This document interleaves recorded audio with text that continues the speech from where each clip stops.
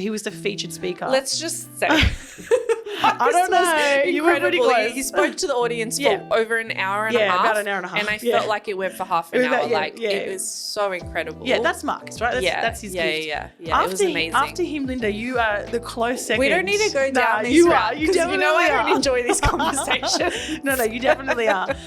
And I have no doubt in saying that because you just captivated everyone, and it was a different type of energy. Our reflections from the They Ask You Answer Summit. Welcome to the Marketing Mentors podcast, brought to you by Red Pandas Digital. I am Tasha, joined by, of course, the one and only Linda. Hey, and if you didn't guess it, we are going to reflect today on the They Ask You Answer Summit, which was last Tuesday. So, very recent. Don't know when this one's going out, but you might remember our last episode, if you've been listening. Linda and I actually we spoke about preparing for a keynote. And then last Tuesday we went and did that keynote, and it was way better than what I expected, Linda. That's for sure. I agree. It was really nice to see the things that we spoke about on that podcast as well come to life last Tuesday. Yeah. It's been so long in the making, this summit, and preparing for these keynotes that we delivered. And it was just so incredible to be able to get to the day finally. Mm-hmm. We said it was like a wedding. I'm not married, so I wouldn't know you're married. My wedding was not like that. We're the wrong people to share this analogy, but there was such a build up to the day. Yeah. So much hype lead up to it, so much prep.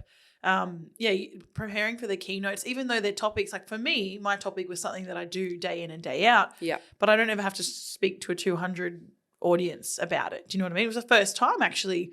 If I reflect on my speaking journey over the years, it's the first time I've ever spoken that long to that big of an audience. Wow. I've performed in front of audiences that size before, but I'm talking singing, dancing, acting, but not actually speaking professionally. And the hugs were always more intimate. Is that right? They were never more than 80 to 90 people. Yeah. And they were in smaller rooms and we could say lower stakes, right? So they were more like fellow HubSpot users, less like potential clients, not our clients. I feel like the stakes were so high, or maybe we made them so high for ourselves last week. We had our US partners who are, we adore them. And Marcus was there, who is an incredible speaker. Yeah. We spoke about him a lot in the last episode. So if you can't you don't pick that up, we obviously hold this man to a very high regard, and we want to impress him, we want to do well for him, with him, on the same bloody stage as him. Yeah. Our clients were there, we had family, and I had most of my family there. Love that. Our partners were there, our friends were there, there's so many, our colleagues, our boss, But you know what was so awesome to see as well? A lot of unfamiliar faces. I was really, really glad to see that.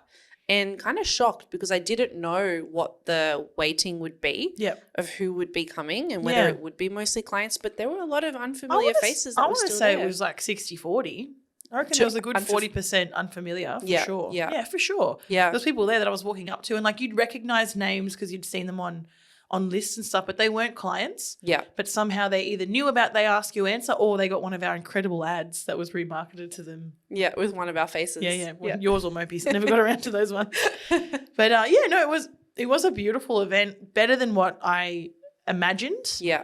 I don't know what I had imagined, but I can't even, I feel like I can't really fault anything on the day. I think the day went so swimmingly well. Yeah. Maybe the flies in the outdoor area. That's it. It's you can't really help flies. So. Oh, flies. Yeah. I thought you meant flyers. Not flyers. No, the flyers? Not at all. No, yeah. But so in this episode, we want to have a bit of a, we want to share with you guys what we've done.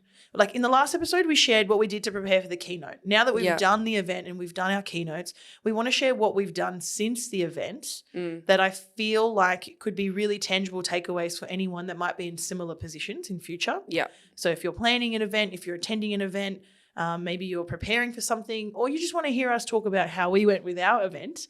But we'll start with the pre-event brief. Yeah. So the day before, that's when our US partners came, and we sat in the room preparing for the event, and let's say they threw a bit of a spanner in the works and just changed the agenda on us. Yeah. So we actually had agendas printed for everyone there, but then we quickly threw them out, when we changed the event order. So just to like add more context, it's the day before, it's like maybe 3 o'clock, maybe later in the day, and we're all kind of gathering to talk about what the summit the day after is going to look like. And there were some really great questions, and everything that was done really made sense. So we want to start by saying that, you know, all the changes we made the day before, there were really important reasonings behind it, and it was ultimately better for the people that attended. Oh, 100%. So it was so much better for the attendees. But so we had agendas changing, you know, updating the website, sending out text messages just so people don't get confused about the changes that we're making. Yeah, spot on.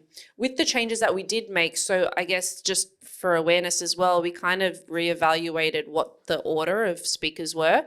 And looked at who the people in the room are and what would give them the most most context. Experience. Yeah. Bob kept saying, and I really resonate with that. It's like, this event is for our attendees. It's not for us. Yeah. And that resonates with that aligns a lot with when Marcus talks about talking for your audience, love your audience. So and something that I kept saying on the day as well is that this event is for you guys. This is your event. You get the most out of it. So when we reshuffled the agenda, it made a lot of sense to do what we did, which was to bring the education piece of what They Ask You Answer is up front, open the day with a really strong keynote like Marcus, and then move into the more tactical items of the day. So it made 100% total sense, but it's a last minute change to what we had prepared. So like Linda said, emails, messages, agendas.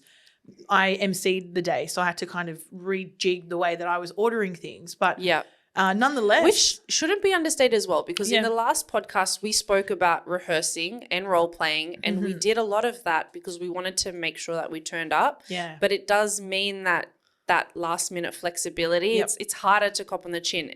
But you did it, and you did it amazingly, might I add. But like that rehearsing element means that those last minute changes, it does go, okay, like I've been practicing this thing now and I've got to be able to shift and change. Yeah, 100%. I think that comes with, you know, the performative nature of being a speaker. Yeah. And that, yes, you have your script that you've rehearsed and you know when to stop and speak louder and all that type of stuff. But then you also need to know how to think on your feet, right? Yeah. It's like working at an agency. Yeah. It's just you need to know how to handle shit being thrown at you. Yeah. That's literally all it was. And and I think even with that stuff, it went really, really well. The morning of the event, I think one thing that I really liked that we did, and we'll definitely do every single event later, and I would encourage anyone running events to do this, is like a pre-event briefing. Yeah. So this is where we all gathered about half an hour before the doors opened. The whole Red Pandas team and Impact as well, we all gathered. Yep. Any other like contractors that we had for the day as well. Anyone wearing Red Pandas as a logo on them was involved in this conversation, and it was essentially getting everyone onto the same page. Yeah. What are we here for today? What is the goal out of today? Who are we trying to speak to? What feeling do we want to bring to them? You know, how you should be behaving on the day. And like when I say behaving, I don't mean like, you know, we're not at school and you've got to listen. No, just there should be smiles on people's faces. Yeah.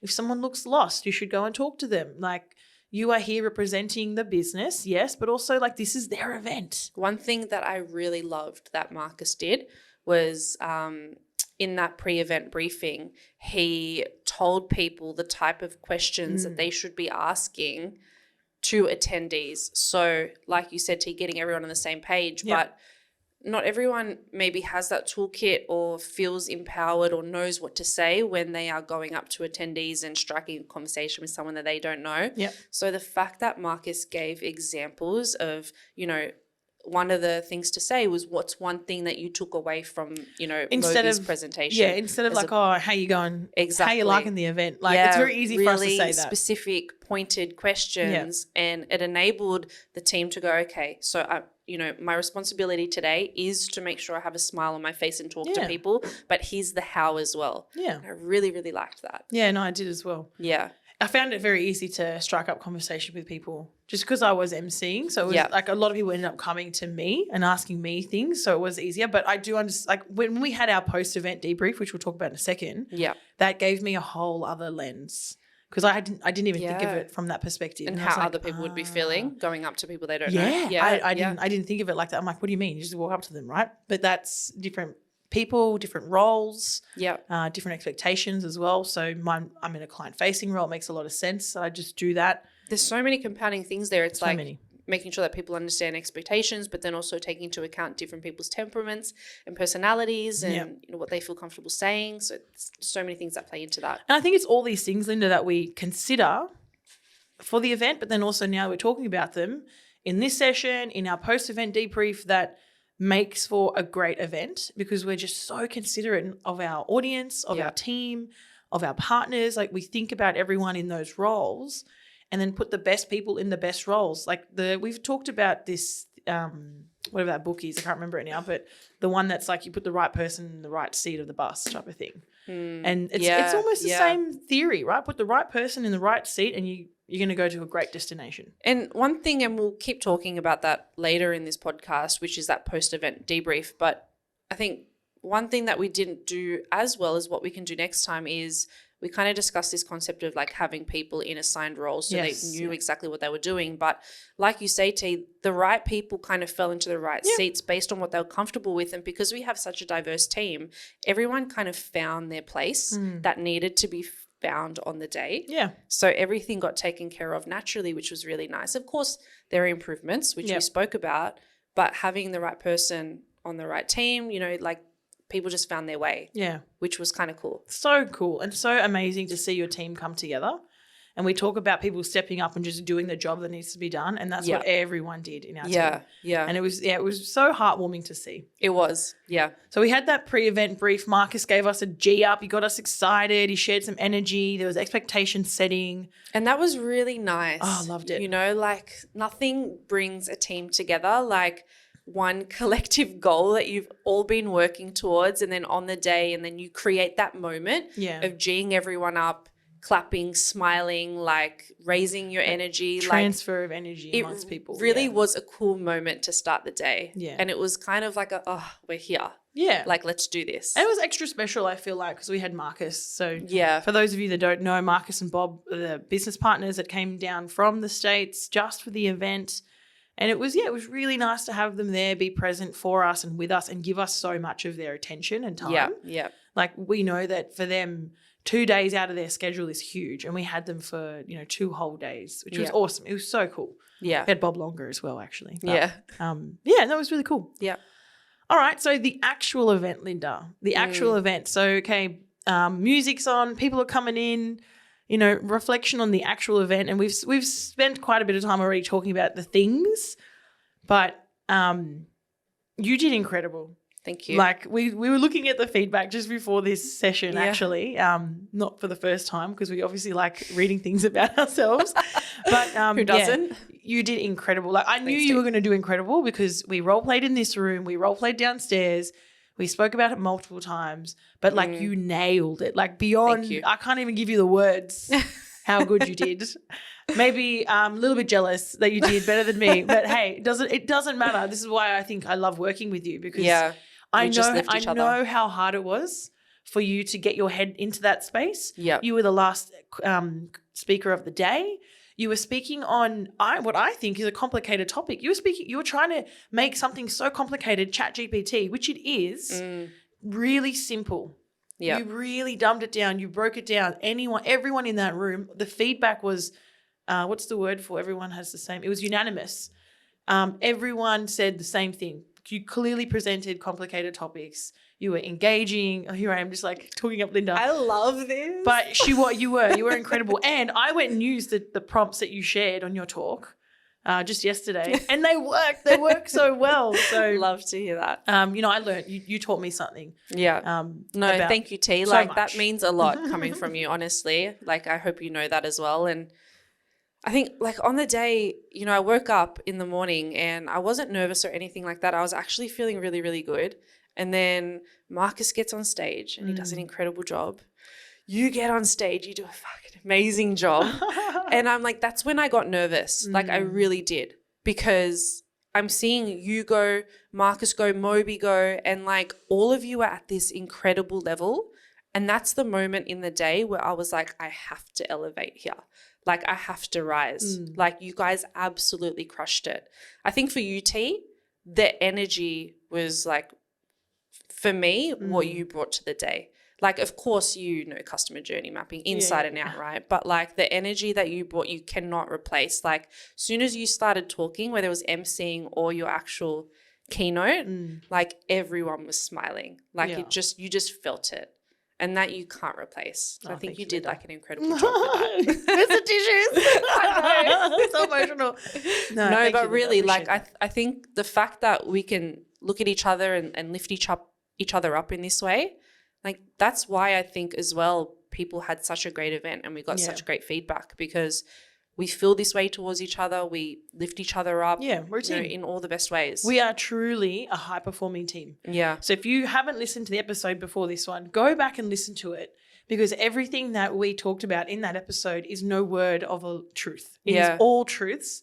And Linda and I did all of that stuff, and the event went exactly the way we wanted it to go. Yeah. And I truly believe that's because you did all the things that you needed. So at the end of that episode, we both asked each other, what's our one thing that we're going to take away from this episode? And yours was be authentic to yourself. Yeah. And you were nothing but authentic to yourself. I appreciate that. And I know we've talked about things like don't try and be like me. Don't try and do the energy thing that I do, because that's me. That's what I bring. Marcus actually shared some really great feedback, and it's worth sharing with everyone because it really is gold. And he was saying that he travels around the world presenting. You know, that's what he does. He is a global speaker, and so he comes across a lot of speakers. And one thing he mentioned was that he sees oftentimes a lot of speakers that get up on the stage and they try and look intelligent. They try and portray an authoritative, educated person. And because they're so conscious about how they are looking to everyone, it limits their ability to be able to connect with their audience. And then he didn't feel like we brought that. And he sees that from speakers that get paid to speak. And the fact that we were able to overcome that. And I think that's because why, I know why, Linda. It's because you said it last episode, you're being authentic. We all were authentic. We were all being authentic. We weren't trying to be like someone else. We were being ourselves with world-class communication tactics, with performative elements. Because you need, let's be honest, for someone to watch you for 45 minutes talk about ChatGPT, you had to turn it up. But you found a way to turn it up where you weren't being that like drama queen style type of vibrant personality, which is my turn up. Yeah. But you still captivated the audience for 45 minutes. And I do think yours was, obviously Marcus's was probably the best one because 100%. he was the featured speaker. Let's just say.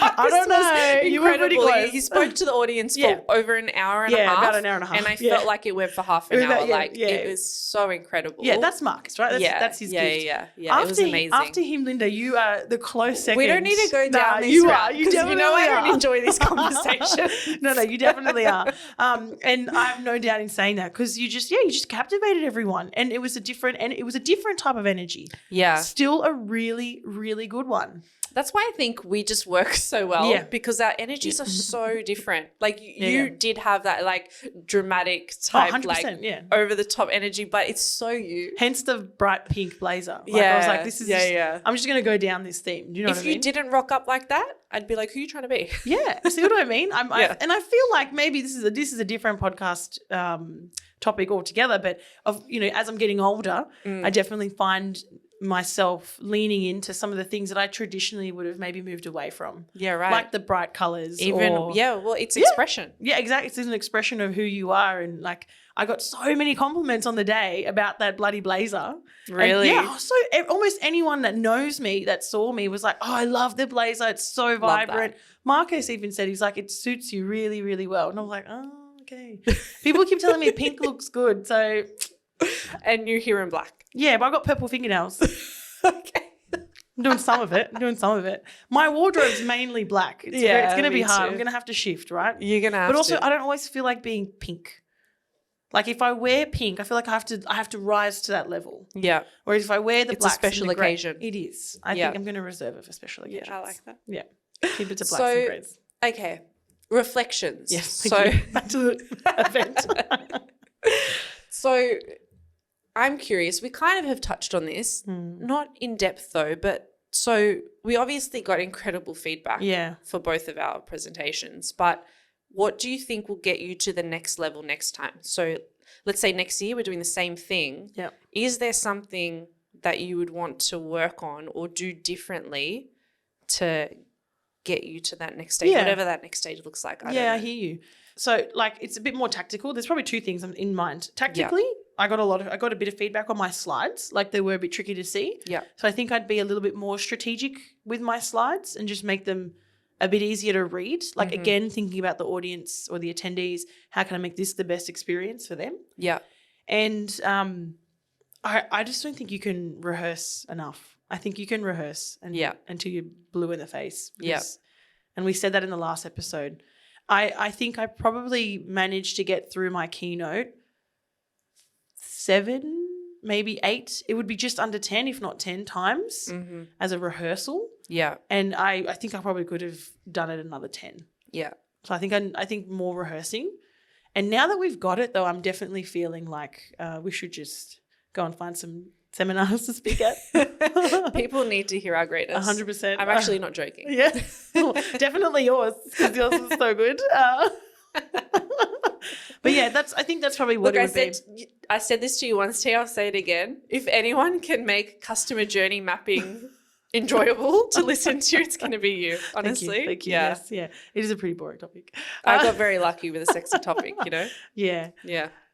That's why you got it. Okay. All right. Same question to you, Linda. What would you do different or better next time? Yeah. So I would want to toy with the idea of doing more crowd work. Okay. Or doing a live demo. Ooh, I saw, I did my research and I spent a bit of time looking at different AI seminars to see what content was delivered, how it was delivered. And there were a lot of demos in it, but it was a bit hit or miss. Hey? Yeah, because sometimes the internet wouldn't work and sometimes it would, and then you've got those moments where it kind of stops the audience from being as engaged because they're waiting for you to type, and so it kind of lowers the energy a little bit, that waiting. Your call and response was very good. Your when I say a soft drink, what were your prompts? Oh, okay. That was gold, actually. Yeah, right. That was very gold. Yeah. If anyone's listening to this and they want to see how amazing Linda's talk was, definitely hit us up on wherever you can hit us up and we'll give you access to it because it was very good. AM Visuals are working on the recordings right now, so we'll have them soon. Yes. I think by the time this podcast drops, we'll definitely have recordings. Yeah, for sure. But yeah, so I was not sure about demos, but let's say it's not AI related and throw demos out the window. I would say more crowd work. Because we haven't done this in so long, I wanted to play it a bit more safer and just keep it within my realm of being controlled this time. Yeah. But I think next time I would love to go that next step, and maybe it is getting someone on stage to do a role play where it's just more Q&A with the audience. But I would definitely want to introduce that in the next one. Yeah, okay. But we can't go too long between summits. Otherwise, I'm going back to my controls. So I think if we do another summit sometime soon or another gig sometime soon, I'd want to do that. Yeah, okay, cool. Yeah. That sounds fun. Yeah. Okay, let's wrap it up with post-event. So events, we did the pre-event, we did the actual event, done and dusted. Apart from going home and crying in a dark room and then eating pizza, which I feel like is what I did. Not talking. Oh, okay, yeah. Oh, I did that as well. Oh, there you go. Yeah. We did. I think ate you had pasta. Yeah, you had pasta. I had pizza. Yeah, I had a carbonara. You? All the pizza. Okay. Whatever was ordered, I ate it all. Yeah. Because it was a day. I didn't eat much during the day, to be honest, because of. I couldn't get it down. I was trying, but just so much energy from the day, it was hard. And when you've got too much food in your body, you've got to digest it. That takes up energy. So I was just you know what? I'm saving I just had protein bars and I didn't even drink coffee. I had one coffee early in the morning and that was it. Yeah, because I had adrenaline. And I knew that I needed the coffee. If I had more coffee, I would have just been like, "How many kids get bed? You know what I mean? I just didn't need to do that. Jesus.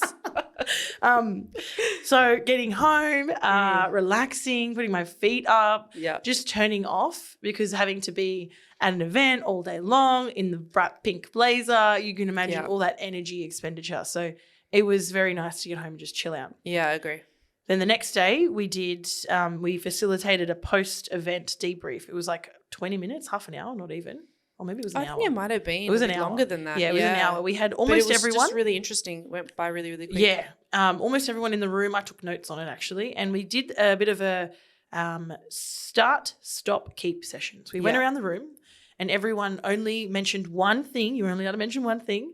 What would you start, stop, or keep? Yeah. Now, we're not going to go through everything in this podcast, but what we did was really, really useful. It was really well facilitated. Yeah. Bob, he facilitated the post-event debrief, and the way it worked, like Tasha said, but we just kept going around the room until we really exhausted all the start, stop, keeps. Yeah. And we just kept going round and round and round until it naturally came to an end. Yeah. And it was really, really great. It was really quick. Like you said, Tasha was making notes. Bob would move people along when we needed to be moved along. So a facilitator of this is a really good idea. And then he finished with what's like one out there crazy thing that you would want to see at another event, like completely out there crazy. And I love how some people were like really serious about it. I can't remember. But all I remember is like, we need a circus juggling act. It's just like, use it out there. So, some entertainment, I don't have to be the only entertainment for the day. True. But anyway. So we also did as well. Everybody got a remaining 60 seconds timed. And if you didn't get out anything in the start, stop, keep, you had an opportunity within 60 seconds to get out anything else you needed to when it came to the event, any element of the event. And we got it all on the table so that way no one walked away feeling like they had anything else to say. Yeah. So what that's given us is obviously a document that shows us what we really liked, didn't like, and what we would do differently next time. So when we go to plan our next one, which will probably be in the next 3 months, we'll start planning the next one. Yeah. We have a document now of things that that did really well and where we know we need to improve, like the name tags, those things, my nightmares. But that was extremely valuable. And then in terms of, we haven't really touched on it, but in terms of like what's been happening digitally since, Mobes and I got inspired by Tony Robbins' post going there, and he had like a 10-week email challenge. Now, we haven't done a 10-week challenge. I think we've done maybe 7. And it's just an email going out each week that's talking to the topics that we spoke about. Yeah. So attendees got something last week, they're getting something this week, and they're getting something next week, and they will, so on and so forth, based off the topics that we spoke about. So it's just another way to keep people engaged and riding on that buzz of the They Ask You Answer Summit. Yeah. And then another thing that, like, while we're in this post-event like talk, I think one thing that I want to take away that I feel like we have to do better at is at the end of an event, if you're in sales and marketing or you're doing an event to generate sales and marketing, you should have the next thing ready. Yeah. So going into this event, we should have had at least the venue and date booked for the next event. So we can ride on the wave, the high wave of everyone at that event. And I think 80% of people loved the event. Yeah. We could have got them then and there to sign up to the next one. Yeah. So that's where I think we missed a bit of an opportunity there. Yeah. But that's okay. You live and you learn. Yeah. Yeah. Definitely. Yeah, that's a really good one. I'm glad you mentioned that one. Anything else you want to share for our post-event catch up? That was fun. Yeah, it was fun. It was fun. It feels like a long time ago now. But it was a really, really good day. Lots of learnings. Yeah. You missed it. Awesome. Definitely stay in touch with us for the next one and get to it because it was a good day. If you guys are interested in recordings, do shoot us a email or connect with us on LinkedIn. Yep. And we'd be really happy to share that with you guys as well. Thanks, Linda. Thanks, T. Bye for now. Bye.